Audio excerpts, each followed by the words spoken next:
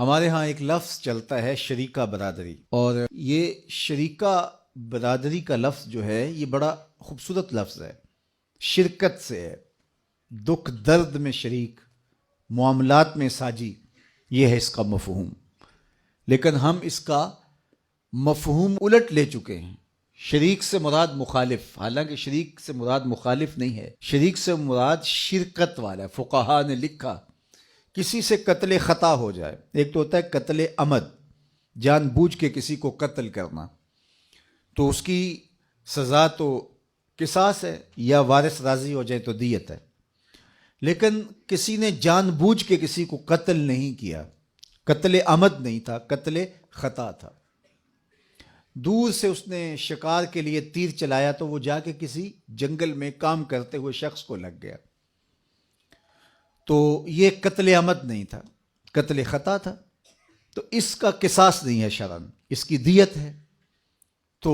جب قتل خطا کی دیت دی جائے گی تو اگر جس شخص سے قتل خطا ہو گیا اور وہ دیت دینے کی صلاحیت نہ رکھتا ہو، 200 اونٹ اس کی دیت بنتی ہے، تو اتنے وہ کہاں سے دے گا، اتنی اس کی طاقت نہیں ہے،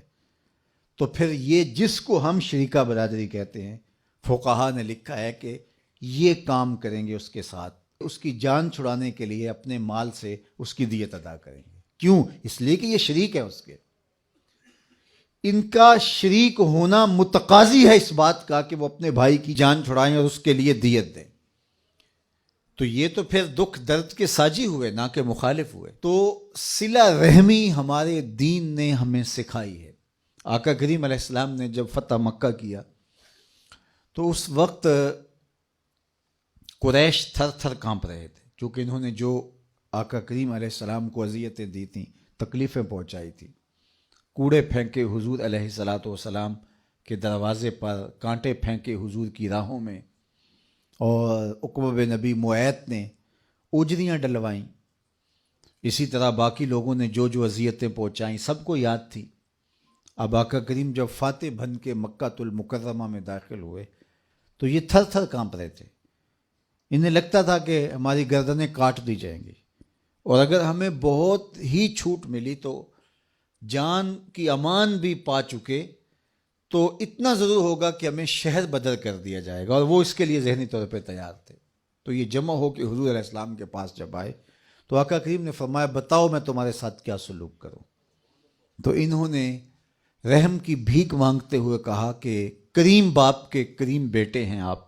ہم آپ سے خیر کی توقع رکھتے، اور ان کے دل میں یہ تھا کہ ہمیں شہر بدر کر دیا جائے گا، چلو ہماری گردنیں کٹنے سے بچ جائے۔ تو آقا کریم علیہ السلام نے جو جواب دیا تو ان کی آنکھیں حیرت سے پھٹی کی پھٹی رہ گئی کہ آقا کریم نے فرمایا کہ آج میں تمہارے ساتھ وہی سلوک کروں گا جو میرے بھائی یوسف نے اپنے بھائیوں کے ساتھ کیا تھا، اور فرمایا اذهبوا انتم الطلقاء لا تثریب علیکم اليوم، جاؤ تم سب آزاد ہو، آج تم سے کسی قسم کا کوئی مواخذہ نہیں ہوگا۔ تو یہ حیرت زدہ ہو گئے کہ ہم نے تو کوئی دقیقہ فروگزاشت نہیں کیا تکلیف پہنچانے میں،